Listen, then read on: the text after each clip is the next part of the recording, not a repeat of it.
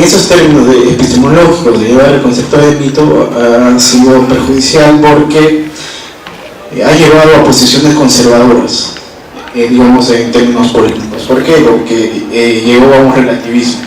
Entonces, ¿cómo podemos retomar el concepto de mito, no desde lo epistemológico, pero sí desde la filosofía política?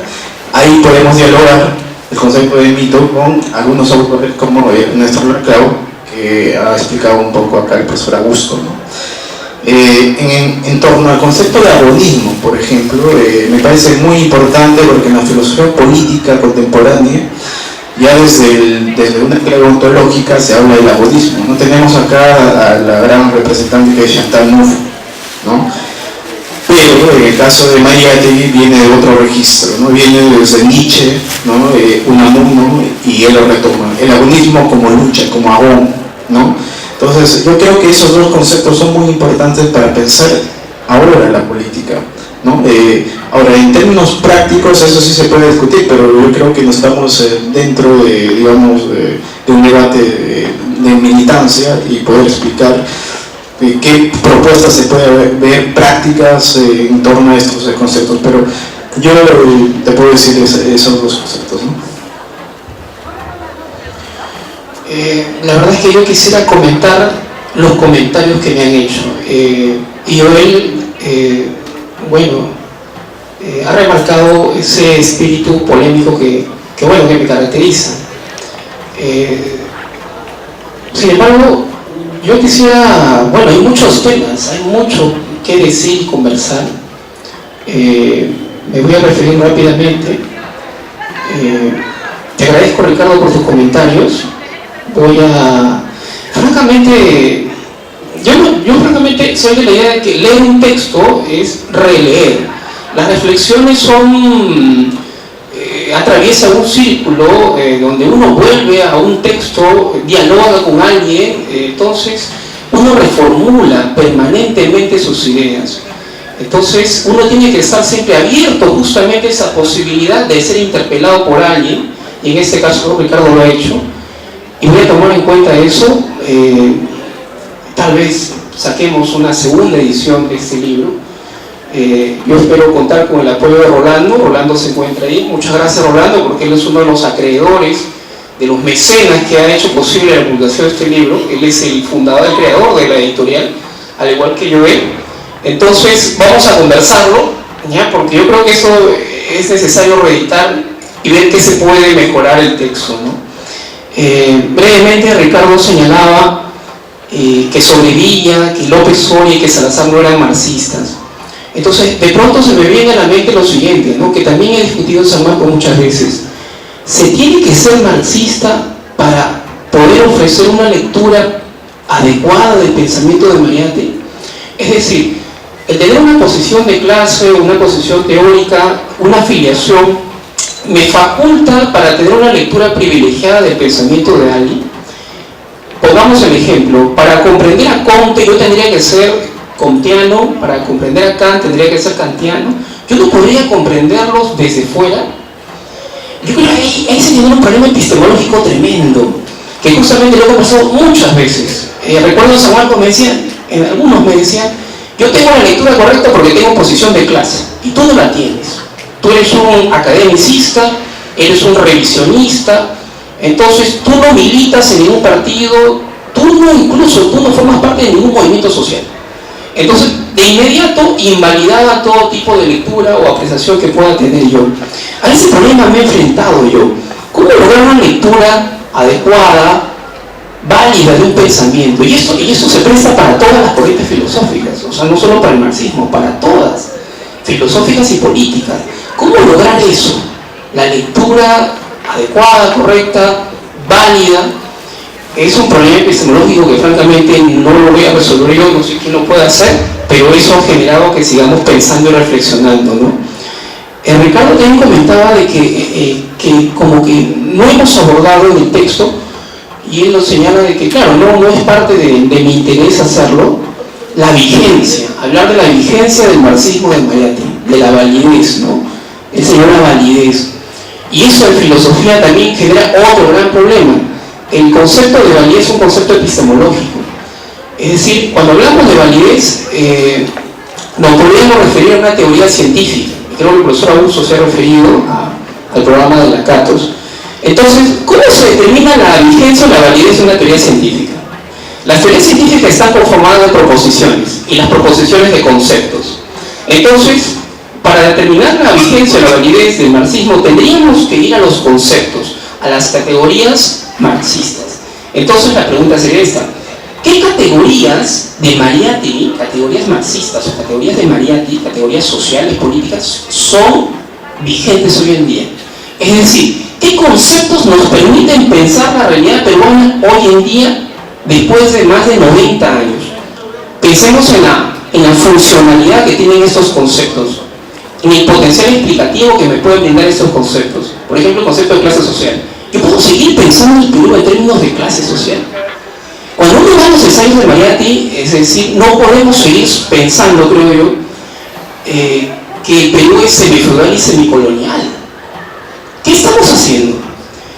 O sea, ahí tiene un grave problema, porque los conceptos obviamente se construyen en determinadas épocas y contextos y tienen una especie de vigencia en función, más o menos lo señalaba Augusto. Si es un programa de investigación, los programas se pueden estancar, y eso está en función del potencial explicativo que puedan ofrecer estos conceptos y estas teorías.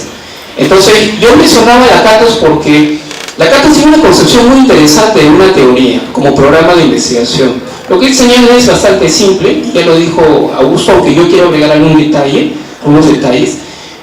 Todo programa de investigación tiene un cinturón protector y tiene un núcleo fuerte.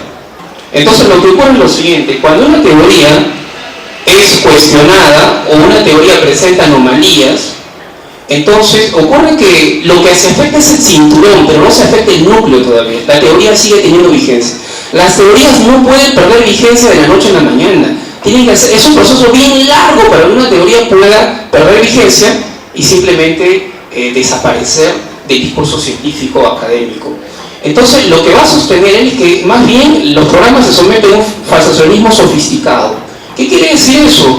Que las teorías, obviamente los teóricos, del marxismo, en este caso los marxistas, sean militantes o no, lo que tendrían que hacer es seguir desarrollando teórica y científicamente el marxismo, pero no lo hacen. No están pensando en la realidad. Incluso yo no me propongo hacer eso. Recuerdo también, ya conversé con algún amigo, oye, segundo, tú me propones, tú no estás interpretando la realidad, pero no, por supuesto que no lo estoy haciendo. Yo no soy científico social. Yo me dedico a la filosofía. Yo, todo el tiempo, los 5 años de carrera, lo único que he entrado en contacto son con libros. Yo hago hermenéutica. Los filósofos no vamos a la realidad. Incluso, eso es problemático, porque si un científico social me dice, oye, yo voy a la realidad es un concepto. ¿Dónde está la realidad? ¿Es que acaso ustedes creen que uno se encuentra con la realidad en sí, la realidad objetiva? ¿Hay esencia, la cosa en sí misma?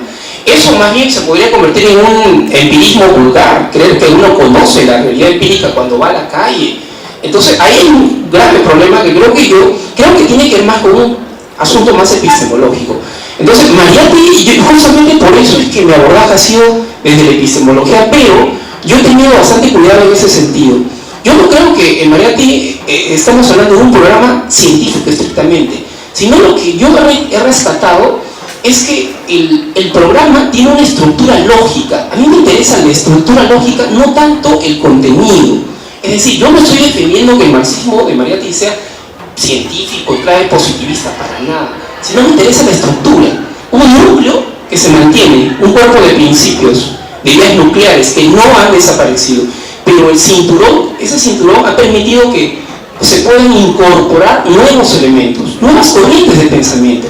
Lo que en resumen estoy proponiendo, para no agotarlos, es que el marxismo de Mariátegui debe abrirse. Si no se abre, si no hay una apertura epistemológica crítica con otros discursos filosóficos contemporáneos, el marxismo de Mariátegui está inevitablemente condenado a desaparecer, a morir.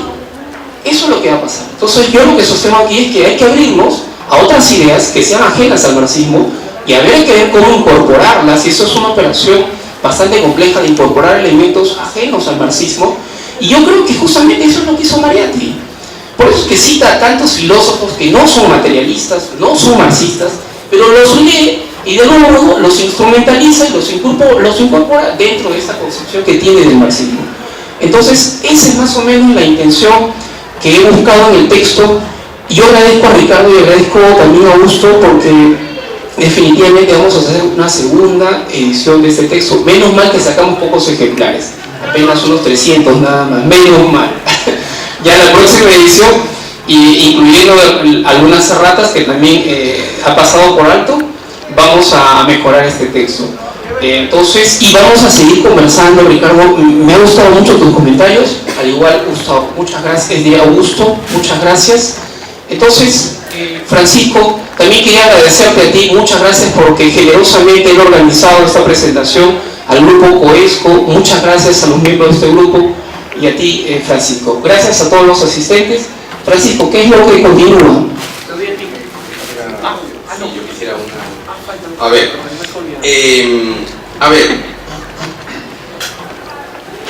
bueno, voy a empezar por lo que no dije. Yo no he sostenido que una persona que no sea marxista no pueda criticar el marxismo. Lo que digo es que si vamos a ubicar a los autores desde dónde están pensando, una cosa que no se puede dejar de mencionar y usar como elemento de análisis es desde qué postura filosófica se hace. ¿Entiendes? O sea, por eso cuando dije que no eran marxistas, no digo que no pudieran hacerlo, pero no es un tema secundario, es un tema fundamental. ¿No es cierto? O sea, Sarbondi, sobre vías, sobre viviendas, ¿no es cierto? Y eventualmente, bueno, Quijano inicialmente fue marxista, pero también marxista bastante particular. Eso, o sea, me refiero a eso. No es que no pueda. Cualquiera puede hacerlo. El asunto que tiene que hacer claro es desde qué punto de vista, desde qué ubicación. Es lo mismo que tú tratas de tu libro, ¿no es cierto?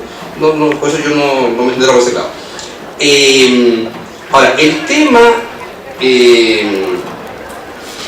decía yo sobre la validez, lo que yo decía era que era algo que aparecía en el texto. Que aparecía en el texto y que no estaba muy trabajado, pero que sí estaba presente. En todo caso, porque finalmente, si yo no soy marxista y hago un análisis de un autor marxista, claro, tengo el derecho de hacerlo. Y puedo incorporar algunas de sus ideas, como efectivamente hizo Sarbondi sobre las ideas educativas de Maret, que escribió un libro sobre eso, un famoso, por 50 años de los 7 ensayos, él escribió un artículo, o sea. Pero eso no significa que él considere que el marxismo sea una doctrina válida para nuestra época. O sea, igual que Mariátegui, o sea, que incorpora a otros autores, no significa pues que el idealismo de Croce, ¿entiendes? ¿No? Entonces, ese simplemente ese matiz. Y bueno, yo no había investigado el archivo de Salazar Rondi, pero a mí me educaron con la educación, la teoría educativa de Salazar Rondi. Claro, o sea, lo leímos en el colegio. Entonces decía, pero es un alienado porque consume música gringa, imperialista, ¿no? O sea, en fin. Ahora, yo creo que uno de los temas que también sería pertinente para el debate, ¿no? O sea, ya no es un reclamo nada de libros, creo que justamente acá hay que abrir el debate, es que entendemos por marxismo. Efectivamente hay una manera que es como un programa de investigación, pero también hay otra forma que yo creo que me parece a mí pertinente, que es la mía en todo caso, que es que el marxismo es una genealogía. O sea, no son... cada marxista es una isla con ideas propias, ¿no es cierto? Sino que es una la constelación, la idea de una constelación. O sea, algo que está... O sea, no podemos solamente leer a Mariátegui porque somos marxistas o hablamos por el marxismo, sin leer a Gramsci, sin leer a mismo Lenin, pero efectivamente no se trata de que tengan establecer cuál es la típica, ¿no? Voy a leer a Lenin para ver quién es el que verdaderamente plantea la verdadera teoría marxista que no va a permitir hacer la revolución. No, eso es una cuestión. Pero es evidente que el mismo Marx, si ustedes, alguien por lo menos ha revisado el último tomo del Capital, se habrán dado cuenta que Marx no terminó de escribirlo. Justo la parte del Estado, el Estado, no lo hizo. Entonces tuvo que venir Lenin a tratar de escribirlo. El tema agrario lo cubrió Kautsky. ¿Entiendes? Es una genealogía. O sea, no es una teoría científica cerrada, redonda, sino que es algo que, como todos los pensamientos, tiene que tener su desarrollo, su choque, su confrontación, etc. ¿No? Entonces, en ese sentido, la relevancia del texto de Segundo es justamente, como no podemos abarcar toda la galaxia de interpretaciones, ¿no es cierto? Bueno, nos fijamos en nuestro sistema solar. Nuestro sistema solar alrededor de Mariátegui, que es justamente lo importante, porque es cierto, en los debates que han habido, generalmente estos autores que segundo juntado en este libro, no han sido generalmente los más importantes referentes a este debate sobre el marxismo, sobre Mariátegui. Yo creo que ponerlo sobre la mesa, ya hace de este libro un libro importante. Y en todo caso también es una diferenciación que ya más o menos señaló Augusto. Una cosa es el debate filosófico y otra cosa es el debate político. O sea, en términos abstractos. Porque cuando se habla del marxismo ortodoxo, yo pienso pues en Gustavo Espinosa, en, ¿cómo se llama Moreno? Dirigente Alberto Moreno, ¿no es cierto? Por ejemplo, el mismo Benjamín Guzmán, como se ha dicho. Pero existe realmente una filosofía marxista ortodoxa peruana. Eso justamente creo que la cosa es que los filósofos peruanos, sean marxistas o no, han reconocido y han partido de la idea de que el marxismo de Mariátegui no era ortodoxo. Y eso creo que es ese solo hecho hace que Mariátegui siga siendo un intelectual político muy relevante para seguir rescatando. Mariátegui no negó la ciencia. Es que también es el otro problema, hay que leer todos los libros de Mariátegui. O sea, uno lee la Latina y él dice, ¿no es cierto?, que el marxismo no solo se inspira en la ciencia, sino también en su fe. Él no está contraponiendo ciencia y fe, o ciencia y mito. Dice que la ciencia también tiene que tener un mito y una fe. ¿No es cierto? Entonces, igual, él dice el dogma, pero no es, tú mismo lo has citado, el dogma no como una ruta ya establecida, sino como una ruta. Entonces, él no hace ninguna contraposición, sino que pone mito, logos, ciencia, fe, esas cosas. Ahora, ¿cómo se mide eso? Eso ya no es problema de Mariátegui, ese problema es nuestro. Y creo que es ahí donde justamente reside su vigencia. Bien. Miren, el autor rescata un concepto que viene de Salazar en adelante, que es el de apertura, ¿no? Mariátegui es un marxismo abierto, planteado, y bueno, el autor discrepa elegantemente y en su libro la palabra exclusivamente amplitud, ¿no? Porque la apertura te lleva a algo, no se queda en simplemente apertura, ¿no? Te lleva a la amplitud, y eso es lo que pasa con Mariátegui. Mariátegui es un intelectual, ya no hablo del marxismo de Mariátegui, ¿no? Como intelectual demasiado amplio, ¿no? Entonces, efectivamente, tiene Nietzsche, tiene Freud, tiene a Bergson, tiene a Sorel, tiene a Croce, tiene a James, William James, me estoy olvidando de él, pero también tiene mucho de marxismo, digamos, marxismo histórico, de Marx, quiero decir, ¿no? Por favor. Buenas tardes a todos, y en especial a los señores de la mesa. Quiero empezar saludando y felicitando este libro, la participación aquí de Joel y de Segundo. Hace muchos años un profesor de San Marcos me habló de Joel y de Segundo como unos jóvenes que tenían mucho futuro, y yo no los conocía en realidad, pero la publicación de Segundo y las publicaciones de Joel también con la revista que ellos sacan de Pedro Zulen, viene a confirmar cada día, cada vez que están haciendo realidad esa promesa, ¿no? Ese futuro, que ya no es futuro, sino es una plausible realidad. Y se nota pues en el libro que nos presenta ahora Segundo, un libro muy riguroso, aunque obviamente al mejor tirador se le va la paloma a veces, y para eso estamos amigos, para explicar, ¿no?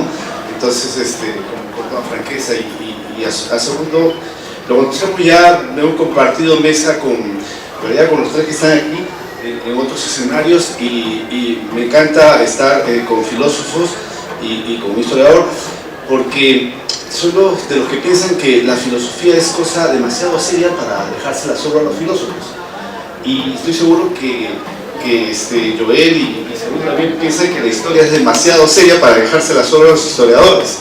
Y eso es lo que precisamente nos enseña y nos demuestra este libro. Porque este libro, aunque quizás Segundo no lo va a decir, es un libro hecho con todo rigor de tratamiento de fuentes y de argumentación de un historiador. Un historiador que es historia reciente, historia de las ideas, historia de los escenarios de discusión que él crea y recrea, ¿no? En este caso, ya Ricardo me ha antecedido en la palabra y ha expuesto, ya ustedes saben de lo que se trata más o menos, compren el libro y ya ahí verán más a fondo. Pero entonces ese es el trabajo también de un historiador de las ideas, ¿no? Fiel un poco a su remoto maestro que es Salazar Bondi, ¿no? Ellos son discípulos tardíos de Salazar Bondi y están haciendo ese trabajo también, ¿no? Dialogando con Mariátegui, como también lo hizo Salazar Bondi en su momento, ¿no? Entonces yo creo que por ese lado a mí me satisface presentar el libro y dar algunas opiniones sobre él, ¿no? Creo que lo que podría comentar, porque ya gran parte se ha dicho, es poco recordar el campo de referencia que el autor construye. Todos los autores construyen un campo de referencia, eso quiere decir a quiénes nos vamos a dirigir, con quiénes discutimos, a quiénes, qué discusión, qué problemas planteamos, ¿no? Eso ha sido siempre y será así por el futuro, ¿no? Entonces, para él, de modo esquemático, yo podría decir que su libro está debatiendo, por un lado, con los marxistas ortodoxos de viejo cuño. Estamos stalinistas, trotskistas, conservadores, en fin, todos los marxistas duros de los 70 y 80, ¿no? Está discutiendo también con los postmodernos, ¿no? Que no los identifica con claridad.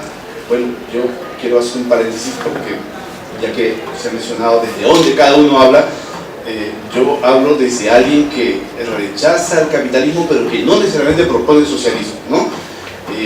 No tengo claro qué cosa es lo que hay que proponer. Quisiera tener esa claridad para que tienen otros compañeros para proponer el socialismo marxista, renovado. La verdad que yo ya no creo mucho en eso, ¿no?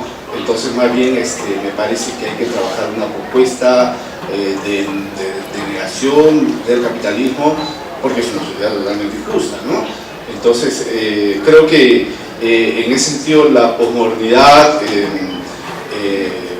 tiene una serie de argumentaciones que después voy a aclarar, ¿no? Pero el otro escenario con el que él se plantea es el del grupo Modernidad, Colonialidad y de los marxistas renovadores como Fornet y otros autores, ¿no?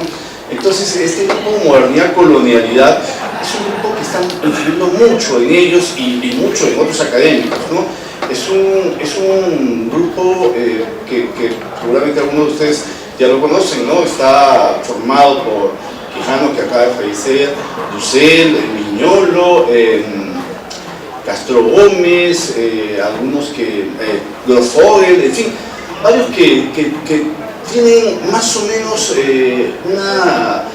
una idea divergente con el marxismo, pero mantienen la radicalidad, el anticapitalismo y beben mucho de la posmodernidad, pero no lo quieren reconocer, ¿no? Son posmodernos vergonzantes, en mi opinión.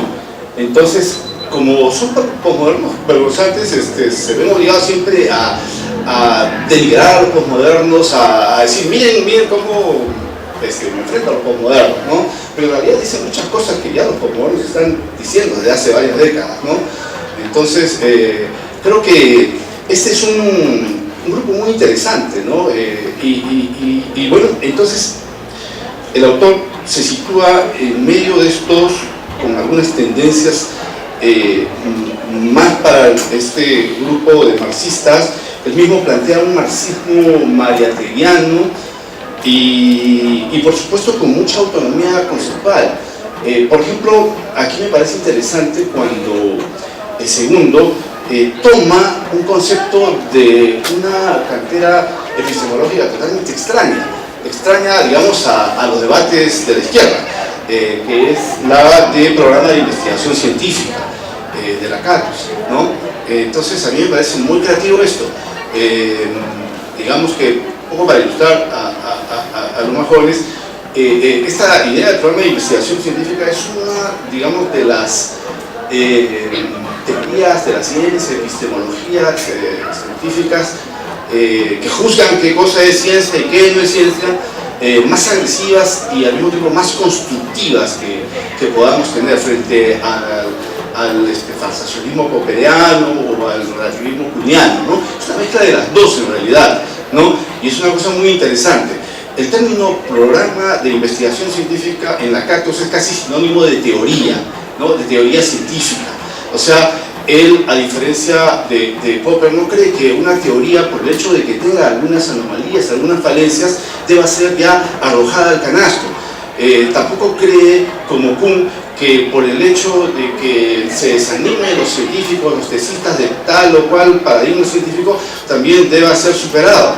No, él piensa que una teoría científica puede atravesar periodos de decaimiento, pero bien podría después resurgir con fuerza, que es lo que creo plantea Segundo con respecto al mariategnismo, llamémoslo así, ¿no? Entonces, es lo que otros autores siguiendo a la Cactos han aplicado para el psicoanálisis, ¿no? El psicoanálisis ha recibido muchas críticas, ha sido descartado por su énfasis sexualista, en fin, pero viendo la teoría psicoanalítica en el tiempo, no solamente con Freud, sino con Kuhn, con Lacan, etc., podemos ver que hay un programa de investigación científica, o sea, hacia lo largo del tiempo que se renueva y se recrea, restaurando las hipótesis fallidas, ¿no? Como en el caso de Freud, y reintroducidas, resignificadas por Lacan. En el caso del marxismo, más específicamente del materialismo histórico, tenemos un aporte muy interesante de Rodolfo Parame. Rodolfo Parame es un teórico socialista español, es el que estuvo detrás de Felipe González del Partido Socialista y el que hizo prácticamente toda la reorganización del Partido Socialista, del Partido Marxista, postmarxista, ¿no?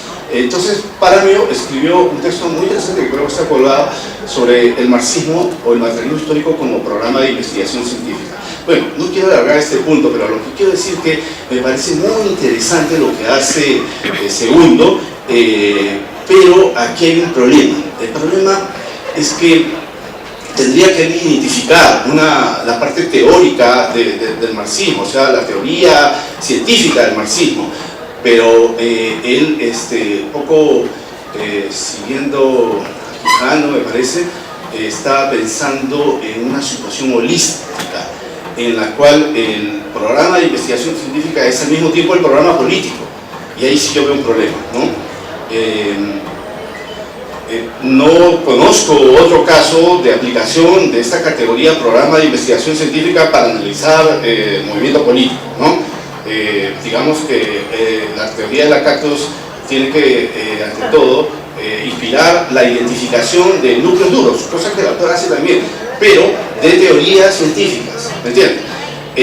Lo que hace el autor es algo que podríamos también hacer para el tema del catolicismo o del cristianismo, ¿no? El cristianismo, el catolicismo puede tener un núcleo duro como es la Virgen, los santos, la creencia en el Dios supremo, la Trinidad, todo eso, ¿no? Entonces puede decaer y enriquecerse con la adición de nuevos santos y qué sé yo, ¿no? Entonces eso yo creo que ya es extender demasiado la aplicación del método de programas de investigación científica a todo, ¿no? Entonces yo creo que allí habría que más bien hacer una cirugía muy fina, ¿no? Y separar lo que es lo político de lo propiamente teórico, ¿no? Entonces yo creo que en ese sentido le serviría más bien muchas lecturas postmodernas como la de autores que ellos mismos ven con buenos ojos, como Laclos, Chantal Mouffe, ellos, ¿no? Laclos y Chantal Mouffe son autores postmodernos que al mismo tiempo son modernos. ¿Por qué? Porque ellos dicen el marxismo como programa político, la modernidad como programa político, no más, ¿no? Pero sí van los ideales de la modernidad que vuelven al marxismo, o sea, la igualdad y la libertad para todos, ¿entiendes? ¿No? O sea, rescata el programa de la modernidad que es la igualdad y la libertad para todos, le adhieren la idea de la diferencia que viene de los teóricos postmodernos y de la realidad postmoderna en realidad, ¿no? Pero desechan la epistemología moderna. La epistemología moderna que inaugura Kant, continúa Marx, y en fin, tantos otros autores, ¿no? Ellos consideran que esa epistemología no sirve, y por eso que ellos crean una nueva teoría en base a elementos que son suministrados por la hermenéutica gadameriana, por el psicoanálisis lacaniano, por la teoría del discurso, por Foucault, por en fin, tantos autores que son denominados postmodernos, ¿no? Entonces, bueno, ¿qué tenemos acá? Que esta idea de la CLO de Chantal Mouffe también podría iluminar, y es lo que personalmente yo he planteado, ¿no? Que en el caso de Mariátegui me parece que él se antecede. No hay ningún marxista que sea antecesor de Laclau y de Mouffe en ese sentido. Gramsci y todos ellos poco que corrigen, actualizan a Marx, pero ninguno de ellos rompe con la epistemología en la cual se funda el marxismo, ¿no? En cambio, Mariátegui es muy atrevido porque, como lo plantea aquí Segundo, rescata pues a Berzón, a Sorel, a Nietzsche, a tantos autores que plantean pues esto de la unión de mito y logos, que Quijano cree que es solo de Mariátegui. En realidad ya Nietzsche lo ha planteado de alguna manera con esta cuestión de lo dionisíaco y lo apolíneo. En realidad a partir de Nietzsche viene toda esta cosa de Heidegger, Husserl, Lacan y toda la filosofía postestructuralista, que creo que nuestro maestro Quijano, el gran sociólogo latinoamericano desde los años 70, no conoce, no conoce porque, imagínense, no es posible que alguien conozca todo y tanto, ¿no? Entonces, para nosotros es fácil conocer todas estas cosas cuando estamos ahora escribiendo o pensando sin mucho trabajo y mucha información, ¿no? Pero él no conoce, Quijano definitivamente no conoce a estos autores, y él cree que Mariátegui está descubriendo algo, ¿no? Entonces, bueno, creo que allí hay un problema, ¿no? de identificar. Ahora, sin embargo, yo no quiero hacer la larga, quiero señalar que efectivamente el autor tiene otra característica, el autor me refiero a Segundo, tiene una característica muy loable, ¿no? Su valentía, ¿no? Es muy valiente a la hora de responder, de criticar, de puntualizar. Yo no he visto trabajos que se hagan así de Dussel, donde el autor dice, no, tú estás equivocado, y lo demuestra. Segundo demuestra que Dussel está equivocado. Yo la verdad que no me había dado cuenta en su lectura de Mariátegui, y efectivamente me convenció lo que dice Segundo, ¿no? A Quijano también lo ubica. Tú primero dijiste esto, después dijiste otro, y después ahora finalmente ya estás avanzando, ¿no? Y así, digamos, con mucha libertad y respeto al mismo tiempo, Segundo se manifiesta y construye su lectura de Mariátegui, movido por ese ánimo que él tiene de, digamos, construir, restaurar esto que ya nosotros estamos acostumbrados a decir mariateguismo, ¿no? Pero creo que no iría a eso, ¿no? Pero restaurar este espíritu de Mariátegui, el marxismo de Mariátegui, como le llama él, ¿no? Entonces, conservando pues la idea de la revolución, la idea del socialismo, y bueno, yo creo que de eso sí habría que respeto totalmente su punto de vista, me parece que es legítimo, me parece que siempre lo hemos dicho, ¿no? Que el marxismo no merece morir, debe restauranzarse, debe entrar al debate con fuerza. Yo creo que eso es una buena manera en que lo hace, ¿no? Un marxismo novedoso, nuevo, una lectura de Mariátegui bastante fresca y actual, ¿no? Yo creo que nos invita a seguir debatiendo, ¿no? Entonces, por eso, muy agradecido que haya venido a esta casa, y muy agradecido también al COESCO por el acierto de invitar a estos autores. Muchas gracias.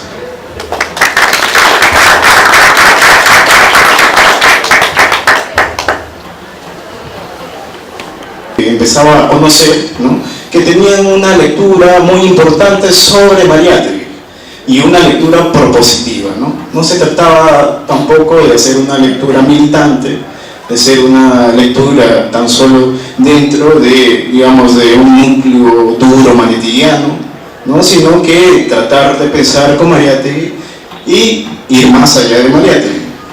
Y yo lo que veo dentro de todos estos primeros 2 capítulos, veo el concepto de crítica, ¿no? Y el concepto de crítica lo veo desde toda la tradición filosófica marxista, ¿no? Vemos que el concepto de crítica, que es crítica, ¿no? Subyace a un método que se llama Eric Clarín, ¿de acuerdo? Donde tiene casi como 2 etapas, ¿no? Es delimitar y explicar en un primer momento, ¿de acuerdo? Eso es lo que hace Segundo en esos 2 capítulos del libro, ¿no? Tratar primero de hacer una literatura sobre los estudios de Mariátegui para poder delimitarlos, ¿no? Dentro de este pensamiento, del proceso del pensamiento crítico peruano, y para luego explicarlo. Y luego, en un segundo momento, vamos a encontrar lo que llegamos o lo que entendemos como la segunda etapa de la crítica, que es encontrar o decir la contradicción particular, ¿no? Eso lo vemos muy bien también en las obras de Marx, ¿no? En la cuestión judía podemos ver también cómo resuelve el problema de Marx de una situación particular del judío a una problemática más general que trata del hombre, ¿no? Entonces, en ese sentido, yo veo que Segundo Montoya trata de encontrar mediante esta guía de la crítica, ¿no?, a estos autores para poder, digamos, dialogar con ellos, ¿no?, explicarlos y luego criticarlos. Y me parece muy bien esta línea dentro de todo el discurso marxista, porque se enfrenta quizás a otro discurso que ha sido hegemónico casi hasta los años 80, después de la caída del muro de Berlín, ¿no? Me estoy refiriendo a ese discurso científico de Marx, ¿no?, porque se rescata el lado crítico de Marx, ¿no?, y que también encontramos en Mariátegui, y que también ubicamos eso, digamos, tanto en la persona de Segundo y también en sus escritos, ¿no? Como ya comenté la anécdota ahí que estuvimos en un debate político ahí en el centro de estudiantes. Entonces, este discurso crítico de Marx podemos encontrarlo en autores contemporáneos. Por ejemplo, tenemos a Jacques Rancière, ¿no?, que Jacques Rancière se enfrenta a su maestro Luis Althusser, ¿no?, porque ustedes saben que Luis Althusser en los años 60, ¿no?, buscaba una fundamentación del marxismo en clave científica debido a la crisis de aquella época frente al Partido Comunista, ¿no?, que se habían dividido entre el Partido Comunista Soviético y el Partido Comunista Chino, ¿no? Entonces salió una disputa que perjudicaba justamente toda esa doctrina, ¿no?, ortodoxa que se tenía y que Althusser trataba de reformular. Ahí entonces Jacques Rancière, que era el discípulo de Luis Althusser, propone una nueva lectura, no una lectura científica, sino que una lectura crítica, que le llama el discurso crítico. Es muy importante. También en Latinoamérica, ya en los años 80, encontramos a Bolívar Echeverría. Bolívar Echeverría saca un libro, el discurso crítico de Marx, que también se va a contraponer a esa lectura científica de Althusser, y que es muy importante también ese libro para comprender el desarrollo del pensamiento crítico latinoamericano, ¿no? Bueno, desde un punto de vista más filosófico.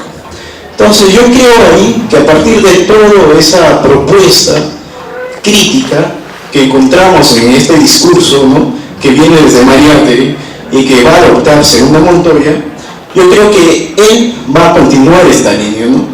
Y ustedes pueden ver, después de esos 2 capítulos, él va a hablar acerca de la apertura epistemológica crítica, ¿no? Entonces, en ese sentido, yo creo que ya hay una línea marcada dentro de una agenda que también el grupo Pedro Sumen tiene. Porque ya no se trata, y eso lo decía Segundo, ya no se trata de estar discutiendo, como si se estaba discutiendo en los años todavía 60, 70, si Mariátegui es ortodoxo o heterodoxo. Para mí eso ya es una problemática estéril que debemos desechar.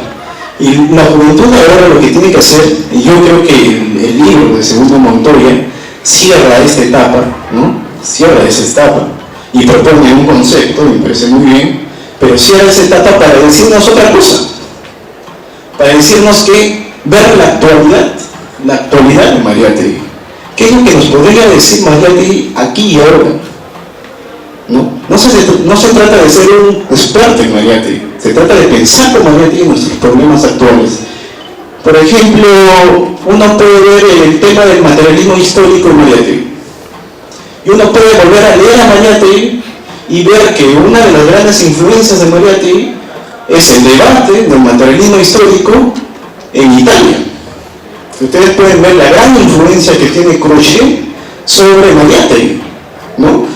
Y ver que en Crochet ya podemos encontrar también algunas piezas claves, conceptuales, para enfrentarnos también a ese discurso científico que ya se había dado en los años 60-70. O sea, Mariátegui se había insertado en este debate italiano donde ya había una crítica también a esa propuesta científica positivista que encontramos en Mariátegui y por ende su defensa del marxismo, ¿no? Porque ustedes recordarán que en defensa del marxismo, Mariátegui no entiende el materialismo histórico como ciencia, sino como método de interpretación.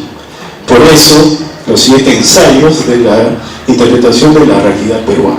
¿De acuerdo? Yo creo que en ese sentido podemos ahora volver a hacer una lectura también de Mariátegui, ir a las fuentes filosóficas para justamente pensar en nuestro contexto aquí y ahora, porque Mariátegui pensaba, al igual que Crochet, que el marxismo y específicamente el materialismo histórico es un método de interpretación, ¿de acuerdo?, en nuestro contexto, y a partir de ahí proponer, digamos, algunas agendas, ¿no?, ya sea teóricas y políticas, y eso es lo que nos está dejando Mariátegui como agenda a los jóvenes aquí y ahora.